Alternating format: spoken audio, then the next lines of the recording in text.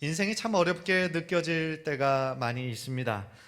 다른 사람은 다 아무 문제 없이 잘 사는 것 같은데 왜 이렇게 내 인생은 힘들까? 왜 이렇게 어려울까? 외로울까? 이런 생각하시는 분들 계실 거예요. 특별히 요즘은 SNS, 소셜미디어라고 하는 것들을 많이 하잖아요. 뭐 페이스북이나 뭐 카카오톡이나 뭐 인스타나 이런 것들 많이 하다 보면 다른 사람들이 이렇게 사진 올린 것들을 자꾸 보게 된다는 거죠. 근데 보게 되면 아유 참 저 사람들은 화려하게 살고 또 잘 살고, 얼굴을 보면 그냥 아무 문제 없이 행복하게 사는 것 같고, 그런 모습을 보면 괜히 더 위축되는 거죠. 이 사람은 아무 문제 없이 잘 사는데 왜 이렇게 나는 어려울까? 그러면서 자꾸 자기가 더 상대적인 박탈감을 느끼게 되는 그런 시대인 것 같아요. 그런데 여러분, 자세히 들여다보면은요, 문제 없는 인생은 없습니다. 문제 없는 인생은 없어요. 겉으로 볼 때는 아무 문제 없고 완벽하게 보이는 그런 사람들 있잖아요. 그런데 한꺼풀만 샥 이렇게 들춰내 보면 다 그들만이 가지고 있는 아픔들이 있어요. 갈등들이 있고 문제들, 크고 작은 문제들로 가득히 있는 거예요. 그게 우리들 인생입니다. 재정의 문제로, 혹은 건강의 문제로, 자녀의 문제로, 또 사업, 직장의 문제로, 불확실한 미래 문제 등으로 얼마나 많은 문제들이 있습니까? 물론 어떤 분들은 정말 간혹 가다가 큰 어려움과 고난 없이 이렇게 살아가시는 분들도 있는데요, 정말 예외적인 경우예요. 그런 경우는 정말 예외적인 경우고, 우리 대부분의 인생에는 이런 크고 작은 어려움들을 평생 안고 살아가는 것이 당연지사한 거예요. 그렇기 때문에 우리에게 더욱더 필요한 게 크게 하나님의 은혜인 거예요.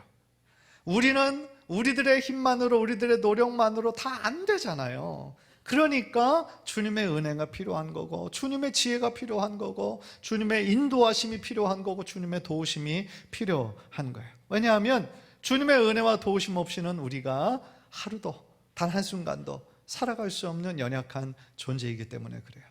그런 면에서요, 오늘 볼 말씀은 에스겔서에서 아마 가장 유명한 말씀일 거예요. 마른 뼈의 환상으로 가장 유명한 말씀인데, 저는 이 말씀을 읽을 때마다 참 힘이 돼요. 힘이 되고 제 마음에 다시 소망이 이렇게 생기는 것을 경험을 합니다. 간절히 바라기는 오늘 말씀을 함께 이렇게 나누는 이 시간에 다시 한번 우리의 존재에 대해서 생각해 볼 뿐 아니라 크신 하나님을 다시 한번 붙잡는 은혜의 시간이 되시기를 주님의 이름으로 간절히 축원합니다. 우리가 첫 번째로 오늘 본문에서 발견하는 것은 뭐냐면요, 하나님을 떠난 인간은 마치 마른 뼈와 같다라는 거예요. 1절에서 에스겔이 본 장면은요, 이 골짜기에 뼈가 가득한 그런 모습이었어요. 전에 이곳이 어떤 곳이었냐면, 에스겔이 하나님의 영광 가운데 환상을 보았던 그 골짜기에서 이제는 전혀 반대의 이미지를 보고 있는 것이죠. 바벨론의 침략으로 인해서 남유다가 멸망을 받았어요. 수많은 사람들이 죽었어요. 아마 수많은 시체들이 나뒹굴어져 있었을 거예요. 그런데 전쟁 중이기 때문에 제대로 매장하지도 못하죠. 육체는 다 썩어져 없어져 버렸죠. 그 사람의 뼈도 온전히 남아있지 않은 채 비바람에 이렇게 씻기면서 이제는 완전히 다 메말라버린 뼈들만 가득한 곳인 거예요. 여러분들, 에스겔이 그 장면을 환상 가운데 보고 무슨 생각을 했겠습니까? 거기에 있던 수많은 뼈들은 한때는 다 뭐였어요? 살아있는 사람들이었어요. 그런데 지금은 한 무더기의 마른 뼈에 불과했던 거예요. 그러니까 이것을 좀 해석해 보면, 한때 이스라엘의 찬란했던 영광과 그런 위엄을 자랑했던 그 사람들, 자신들만 하나님의 선택된 민족이다라고 하는 선민의식으로 교만했던 사람들이었지만, 그들이 하나님의 그 뜻에 반대하고 죄악을 범하고 우상을 섬김으로 말미암아, 회개하지 않음으로 말미암아 바벨론 민족에게 침략을 당하고 멸망을 당한 거예요. 아마 그런 일이 벌어질 거라고는 이들 꿈에도 아마 상상하지 못했을 것입니다. 그런데 지금 에스겔의 눈앞에 놓여있는 장면은 말 그대로 마른 뼈의 무덤에 불과했다라는 거예요. 그렇다면 이 마른 뼈들은 무엇을 상징할까요? 11절을 보면 하나님께서 에스겔에게 그것들을 의미를 말씀해 주세요. 또 내게 이르시되, 인자야, 이 뼈들은 이스라엘 온 족속이라. 그들이 이르기를 우리의 뼈들이 말랐고 우리의 소망이 없어졌으니 우리는 다 멸절되었다 하느니라. 이 마른 뼈들은 다 뭐였냐면 이스라엘의 족속들을 의미하는 거예요. 그리고 그 뼈들이 말라버렸다라는 것은 무슨 의미예요? 소망이 없다는 거예요. 뼈들이 다 말라버렸어요. 소망이 없는 거예요. 마른 뼈에게 무슨 소망이 있겠어요? 이미 생명이 없어진 지 오래이고 다시 살아날 수 있는 퍼센티지는 0%인 거예요. 마른 뼈는 그저 마른 뼈에 불과한 거예요. 아무데나 버려도 전혀 아깝지 않은 쓰레기인 거예요. 이처럼 하나님을 떠났던, 하나님의 명령에 불순종하기를 앞장섰던 이스라엘 백성들의 운명은 지금 바벨론의 포로에서 아무런 소망이 없는 처참한 상태에 있었다라는 거예요. 그런데 생각해 보면요, 당시에 이스라엘 백성뿐 아니라 현재에도요, 마찬가지로 하나님을 떠난 많은 사람들의 삶이 다 이런 마른 뼈와 같다라는 거예요. 즉 우리 안에 하나님의 생기가 없고 우리 인생의 창조주이신 하나님을 아직 인격적으로 만나지 못했으면요, 나름 열심히 산다고 하지만 결국 헛된 것들만을 추구하거든요. 헛된 것들을 추구해요. 그것들을 결국 얻었을 때 인생에 엄청난 만족이 있을 것 같지만 그 만족과 기쁨은 잠깐이에요. 어느 정도 시간이 지나면 인생의 허무의 문제는 거죠. 인생의 의미를 깨닫지 못하는 거예요. 허무한 거예요. 그러니까 다른 걸로 그 허무함을 잃어버리려고 더 술과 마약과 성과 그런 것들로만 더 채우다 보면 점점 더 그의 인생은 망가져가는 것이죠. 사실 겉으로는 살아있는 것 같지만 실상은 죽은 자들. 겉으로는 살아있어요. 그러나 영적인 의미로 보면 영적으로는 다 죽은 자들에 불과한 거예요. 계시록 3장 1절을 보면요, 이런 말씀이 있어요. 사대교회 사자에게 편지하라. 하나님의 7영과 7별을 가지신 이가 이르시되 내가 내 행위를 아노니 네가 살았다 하는 이름은 가졌으나 죽은 자로다. 하나님이 이렇게 말씀하세요. 네가 살아있는 것 같지만 실제로는 죽은 자들이다. 그런데 안타까운 사실은 뭐예요? 이 말씀은 하나님을 전혀 믿지 않는 자들, 세상 사람들에게 하신 말씀이 아니에요. 사대교회에게 하신 말씀이에요. 즉 비록 지금 교회를 다니고 있다라고 해도 자신이 아무리 크리스찬이라고 입으로는 말한다 할지라도 실상의 삶을 보면 하나님과 전혀 관계없는 삶을 살아가고 있다면, 믿음과는 전혀 관계없는 삶을 살아가고 있다면 실상은 죽은 자이다 라고 하나님 말씀하시는 거예요. 몇 년 전에 한 미국 목사님, 백인 목사님이 만든 동영상을 이렇게 본 적이 있어요. 그러면서 그 목사님이 뭐라고 하냐면 지금이 노아의 방주 때와 굉장히 비슷하다. 그러면서 마지막 때가 다가왔다는 거예요. 물론 이 얘기를 들으면 마지막 때가 다가왔다는 얘기 들은 지 오래됐죠. 우리도 들은 지 오래됐어요. 그런데 이제 이 주제에 대해서 만나는 그런 미국의 사람들에게 막 인터뷰를 하는 거예요. 그런데 그 인터뷰의 결과를 보면서 지금 현재 미국 이 사람들의 인식이 바로 이렇구나라는 것을 제가 깨달았는데요. 인터뷰에 응한 많은 사람들에게 노아의 방주가 실제로 있었다고 생각하느냐 그랬더니 많은 사람들이 안 믿어요. 그거 이야기 아닙니까? 그거 만들어낸 이야기 아닙니까? 또한 이 시대가 마지막 때라는 이야기를 들으면 어떤 마음이 드십니까? 그렇게 또 인터뷰를 했더니 많은 사람들이 관심이 없어요. 마지막 때라는 것에 대해서 관심도 없고 그 이야기는 인류가 존재하기 시작한 때부터 있었던 이야기 아니냐, 진부한 이야기라는 거예요. 진부한 이야기. 그리고 심지어 어떤 사람은 그 마지막 날이 내일이든 모레든 뭐 한 달 후든 나는 별로 신경 쓰지 않습니다. I don't care. 신경 쓰지 않습니다. 그런데 충격적인 것은 그 인터뷰에서 당신 혹시 크리스찬이냐 그랬더니 많은 사람들이 크리스찬이라는 거예요. 교회 다니는 사람들이라는 거예요. 그런데 자신이 크리스찬이라고 생각하고는 있지만 전혀 믿음대로 살고 있지는 않은 거예요. 성경에 나와 있는 이야기들을 하나의 이야기, 어떤 옛날 이야기식으로만 치부해버리는 거죠. 그러니까 자신은 기독교인이지만 지금 살아가고 있는 것을 보면 전혀 믿음대로 사는 것이 아니에요. 믿음과는 전혀 상관없는 삶을 살아가는 거죠. 명목상 크리스찬인 거예요. 1년에 교회 그냥 몇 번, 한 3-4번 이렇게 가면서 자기는 크리스찬이다 라고 얘기를 하는 거죠. 그 사람들은요, 우리가 방금 읽었던 이 계시록의 말씀처럼 겉모습은 살아있지만 실상은 죽은 자들인 거예요. 겉모습은 화려하게 치장하고 좋은 옷을 입고 아름답게 화장은 했지만 실상은 아무런 소망이 없는 마른 뼈에 불과하다라는 거예요. 그리고 지금의 세대가, 지금 현 세대가요, 자신이 크리스찬이라고 자부하는 사람들마저도 자신의 믿는 것과 자신이 사는 것은 전혀 별개인 것처럼 생각하는 거예요. 이원론적으로 사는 거죠. 그러니까 주일은 예배는 하지만 그냥 종교적인 그 삶으로 딱 치부해버리는 거죠. 나의 할 일은 다 했고, 이제 일주일에 사는 삶을 사는 영역은 내가 나의 영역이다 라고 이원론적으로만 구분을 하는 거죠. 얼마나 안타까운 일입니까? 그런데 여러분, 과연 이런 현상들이 미국 교회만 있는 겁니까? 그렇지 않다는 거죠.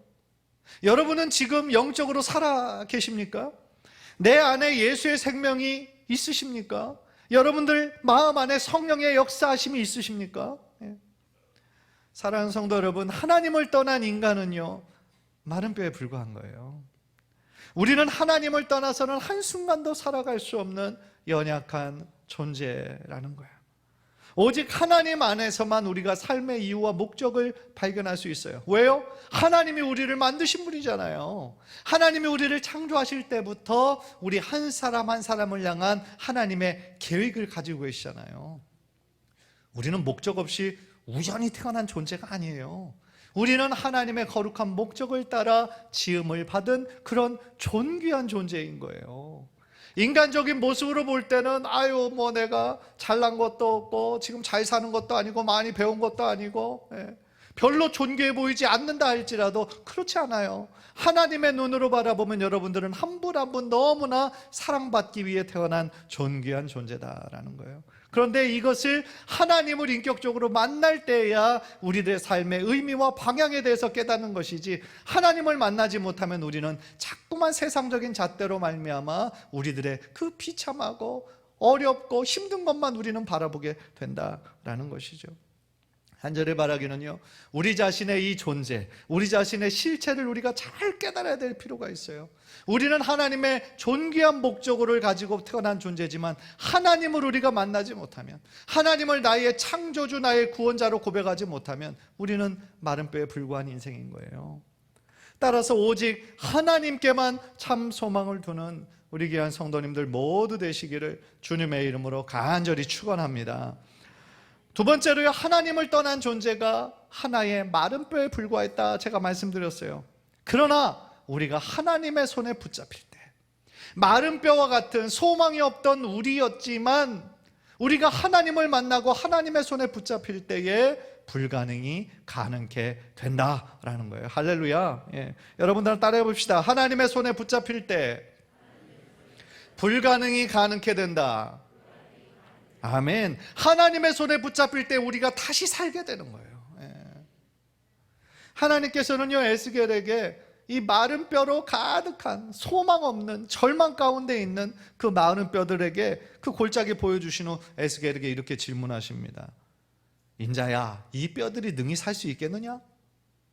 하시기로 내가 대답하되 주 여호와여, 주께서 아시나이다. 한글에서는 주께서 아십니다라고 번역했지만요, 영어 성경을 이렇게 보니까 오직 당신만이 대답할 수 있습니다, 이렇게 번역했어요. 참 지혜롭게 대답을 한 거죠.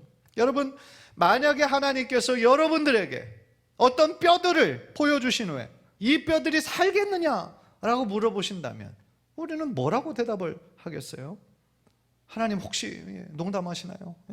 이 마른 뼈들이 어떻게 살아납니까? 이미 다 죽은 것들인데 어떻게 이게 다시 살아납니까? 이 세상에서 그런 일이 일어났다는 건 우리는 한 번도 들은 적도 없고 본 적도 없어요. 불가능한 거예요. 가능성이 1%도 없는 거예요. 그러니까 우리는 하나님께서 그렇게 말씀하실 때 글쎄요, 우리는 믿음으로 고백하기가 어려울 거예요. 예를 들어서 우리가 요즘 치킨 많이 드시잖아요. 닭 많이 드시잖아요. 그래서 이제 시켜가지고 닭다리를 맛있게 뜯어 먹었는데 그 지금 뼈가 있단 말이에요. 그런데 다시 살아나라, 만약에 하나님께서 외치게 하신다면 여러분들은 그 닭다리를 보고 뼈를 보고 다시 살아나라 하실 수 있겠냐는 거죠. 만약에 그거를 했다라고 한다면 주변 사람들이 다 어떻게 생각하겠어요? 굉장히 측은한 눈빛으로 쳐다보겠죠. 이거 몰카예요? 그러겠죠. 그런데 에스겔은요, 하나님을 전적으로 신뢰한 거예요. 말씀하시는 분이 하나님이심을 안 거예요. 그죠? 그러니까 하나님이 어떤 분이시라는 것을 아는 거죠. 하나님은 농담하시는 분이 아니에요. 여러분 성경 구약 신약에 하나님이 농담하신 적 있으세요? 하나님은 농담하시는 분이 아니세요. 무엇보다 하나님은 어떤 분이세요? 불가능을 가능케 하시는 분이세요. 우리의 인간적인 눈으로 보기에는 불가능해요. 1%의 확률도 없어요. 그러나 하나님의 손에 붙잡히기만 하면 인간의 불가능은 하나님의 가능으로 바뀌는 거예요. 내내 인생을 지고 패배자로 살다가 인생의 후반전에 하나님의 손에 붙잡기만 하면 역전할 수 있는 인생이 될 수 있다고요. 어떻게? 하나님이 우리를 붙잡으시기만 하면. 따라서 인간의 생각으로 볼 때요, 이 마른 뼈들이 살아난다고 헛된 망상이죠. 그런 헛소리가 어디 있어요. 그러나 하나님 펴서 볼 때는 아무것도 아닌 거예요. 그래서 하나님께 중요한 거는요, 이것이 가능하냐 불가능하냐 그게 문제가 아닌 거예요. 하나님께는 진짜 문제는 하나님께서 그 일을 이루실 수 있다고 하는 우리들의 믿음이 있느냐 없느냐 그 문제인 거죠. 사랑하는 성도 여러분, 여러분은 정말 여러분의 마음속에 우리 하나님이 불가능을 가능케 하시는 전능하신 하나님이라는 사실을 믿으십니까? 눈에 보기에는 지금 절망의 상황이라 할지라도 하나님께서 함께 하시기만 하면 한순간에 그 상황을 뒤집을 수 있는 역전에 능하신 역전의 하나님이라는 사실을 믿으십니까? 믿으십니까? 간절히 바라기는 우리 성도님들 모두가 우리들의 신앙생활을 하는 가운데 이 전능하신 하나님을 만나고 그 하나님의 능력을 많이 체험하는 우리 성도님들의 삶이 되시기를 주님의 이름으로 간절히 축원합니다. 과연 하나님의 말씀을 따라 에스겔이 살아나라 선포했을 때요, 정말 불가능해 보였던 일들이 일어납니다. 뼈들이 움직이는 거예요. 그리고 뼈들이 각각 맞추기 시작하는 거예요. 그러면서 힘줄이 생깁니다. 그 위에 가죽이 덮이고 살이 생기는 거예요. 놀라운 장면이죠. 그런데요, 그들이 이제 사람의 모양처럼은 되었으나 지금 뭐가 없어요? 생명이 없어요. 그러니까 사람의 모양인데 다 지금 쓰러져 있어요. 그러니까 시체들인 거죠. 그런데 하나님의 생기가 그 안에 들어갔을 때 그 수많은 시체들이 어떻게 된 거예요? 살아나서 하나님의 큰 군대를 이루게 되었다 라고 말씀을 하시는 거죠. 그렇다면 하나님의 생기는 무엇을 의미할까요? 여기서 그 생기라는 말은 히브리어로 루아흐라는 단어예요. 호흡, 숨결, 바람, 영이라는 뜻이에요. 하나님의 숨결, 하나님의 호흡. 그래서 어떤 구절에서는 이것을 성령, 루아흐라는 단어를 성령이라는 단어로 표현하기도 했어요. 그런데 오늘 구절에서는 성령이라기보다는 생명이라는 단어가 더 맞는 것 같아요. 왜냐하면 하나님께서 그 생명을 불어넣으셨다.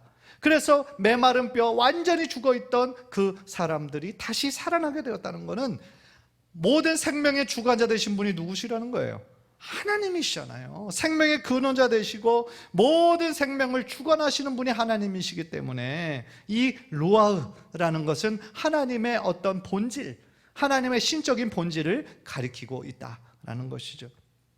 따라서 하나님의 그 숨이, 하나님의 그 생명이, 권능이 마른 뼈들에게 임하였을 때 그들이 다시 하나님의 큰 군대가 되었어요.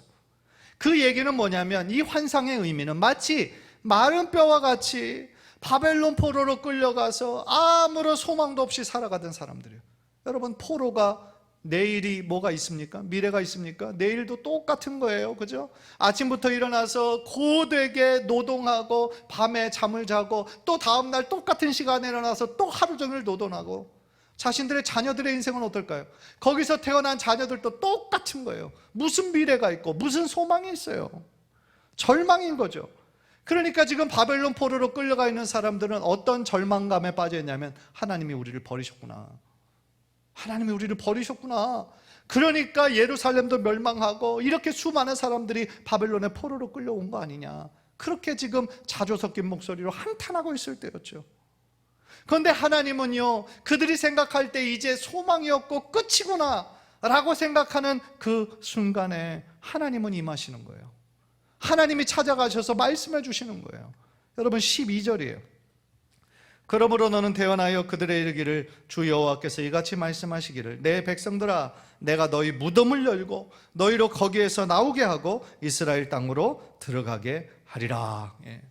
지금 바벨론 포로로 생활하는 삶은요 마치 무덤과 같아요. 살아있지만 죽은 거예요. 아무런 소망이 없어요. 더 나아질 수 있는 가능성이 없어요. 그런데 하나님께서 지금 뭐라고 말씀하세요? 그들의 무덤을 열고 나오게 하시고 다시 이스라엘 땅으로 돌아오게 해주시겠다. 아마도 포로로 끌려있던 이스라엘 백성들이 가장 듣고 싶었던, 가장 꿈에도 바랬던 그 소원을 지금 하나님께서 선포해 주시는 거예요. 에스겔 선지자를 통하여서. 우리 하나님은 너무나 멋지신 분이시죠. 너무나 좋으신 분이세요. 참 인간이요, 자신의 힘과 능력으로 내가 모든 것을 다 할 수 있고 내가 내 인생의 주인인 것처럼 모든 것들을 다 통제할 수 있다라고 생각할 때가 있잖아요. 성공하고 돈도 많이 벌 때가 있잖아요. 그런데 그때는요 참 신기하게 하나님의 음성이 들리지 않아요. 다른 사람들의 이야기도 들리지 않아요. 그때는 오직 뭐만 보이는 거예요? 성공, 출세, 이것만 보이는 거예요. 그런데 매번 잘 되지 않잖아요, 우리들의 삶이. 어느 순간 막히고 넘어지고 실패하고 쓰러질 때가 있어요. 그런데 그때서야 하나님의 음성이 들리는 거죠. 우리가 교만하고 잘났다고 생각했을 때, 모든 것이 다 잘 될 때는 하나님이 말씀하셔도 들리지 않았는데, 내가 이제 실패하고 쓰러지고 넘어지고 힘들고 좌절할 때, 그때서야 하나님의 음성이 들리시기 시작하는 거예요. 그리고 그 실패와 고난을 통해 뭘 깨달아요? 아, 내 인생의 주인이 내가 아니구나. 내가 아무리 열심히 노력하고 열심히 일해도 다 내 뜻대로 되는 것이 아니구나. 그거를 깨닫는 거죠.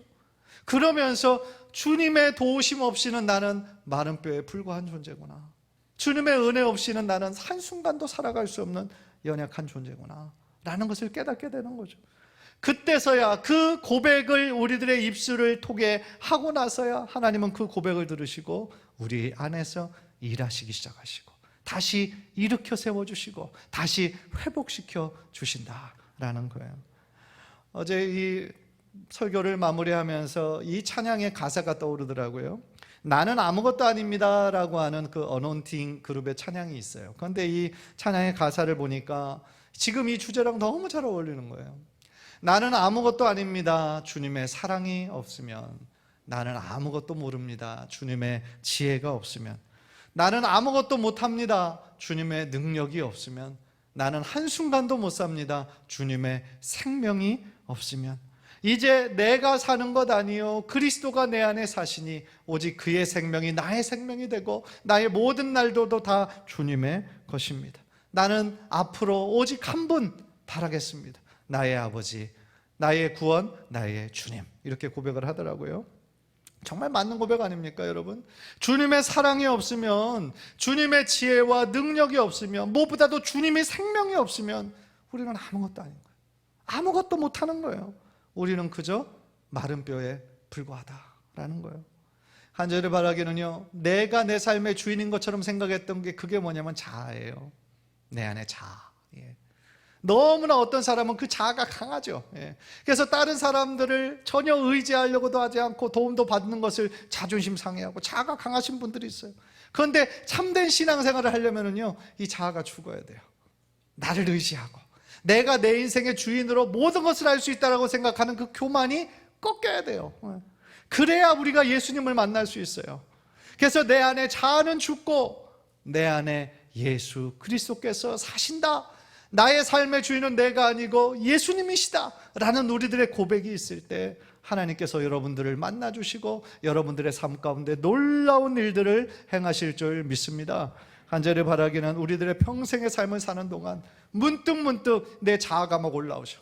막 죽은 줄 알았는데, 없어진 줄 알았는데 옛 자아가 여전히 막 어느 순간에 불쑥불쑥 올라오고, 그럴 때마다 기도하면서 하나님, 나의 옛 자아를 죽여주시고 내 안에 주님만 사시기를 원합니다. 오직 주님만 바라고 주님만 더욱더 의지하며 나아가는 우리 성도님들 모두 되시기를 주님의 이름으로 간절히 축원합니다. 마지막으로 하나님께서는요, 이 모든 일들을 통하여 지금 뭘 말씀하시냐? 하나님의 주인 되심을 가르쳐 주시는 거예요. 여러분 6절을 보세요. 6절. 너희 위에 힘줄을 두고 살을 입히고 가죽으로 덮고 너희 속에 생기를 넣으리니 너희가 살아나리라. 또 내가 여호와인 줄 너희가 알리라 하셨다 하라. 내가 누구냐? 내가 여호와다. 13절 보세요. 내 백성들아, 내가 너희 무덤을 열고 너희로 거기에서 나오게 한즉 너희는 내가 여호와인 줄을 알리라.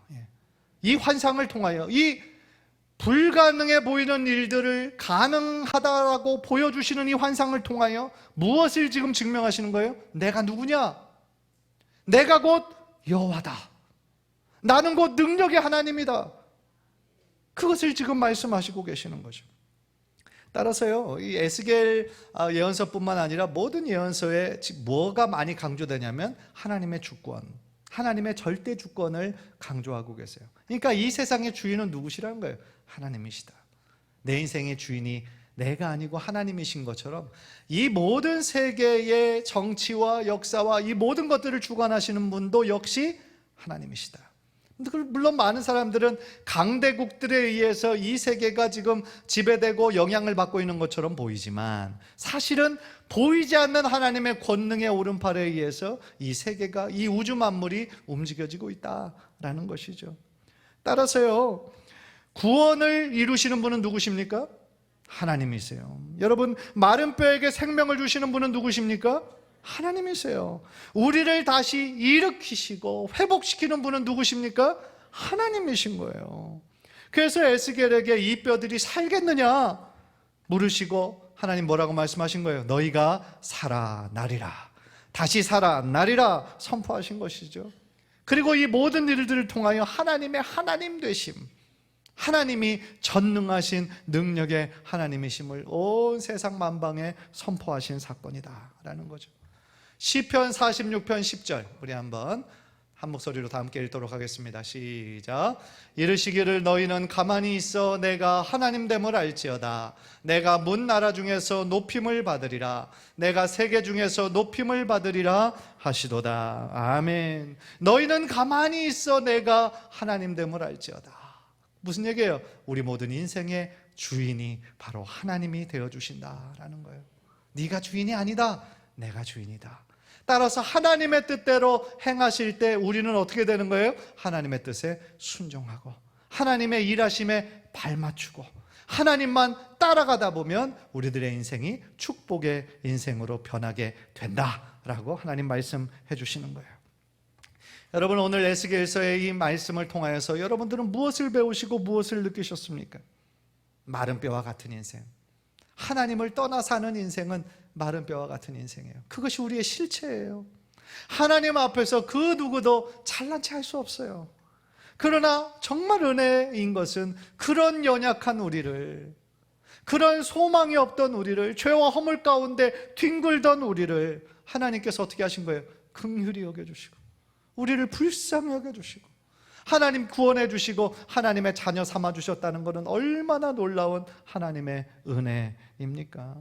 그리고 계속해서 우리의 삶이 구원의 확신으로 끝나지 않고 계속하여 주님의 십자가를 바라보고 우리들의 믿음이 자라고 성장하고 성숙해지기를 원해서 이 땅 가운데 힘든 인생이지만 풍성한 삶을 살기를 원하시는 하나님의 뜻을 붙잡고 살아가는 것, 그것이 바로 우리 한 사람 한 사람을 만나주신 하나님의 뜻이다라는 거예요. 사랑하는 성도 여러분, 우리가 하나님을 생각하는 그 크기가 우리의 믿음의 크기인 거예요. 여러분, 우리 하나님은 불가능한 것을 가능케 하시는 분이세요. 따라서 우리들의 작은 지식과 우리들의 경험으로 혹은 과학으로 하나님을 제한해서는 안 되는 거예요. 하나님은요, 우리의 지식과 우리의 경험보다, 이 과학의 영역보다 훨씬 더 크신 분이세요. 하나님이 원하시면 무엇이든지 할 수 있는 능력의 하나님이세요. 우리가 보기에 불가능해 보여도 하나님께는 아무것도 아닌 거예요. 간절히 바라기는 우리 성도님들 모두가 우리 인생 살면서 이제 하나님이 나의 인생의 주인이십니다. 주님의 뜻대로 이루십시오. 우리가 하나님께 붙잡힌 인생을 살기로 다시 한번 다짐하고 결단하는 인생이 되어서 하나님께 큰 영광 올려드리시는 귀한 성도님들 모두 되시기를 주님의 이름으로 간절히 축원합니다. 기도하겠습니다.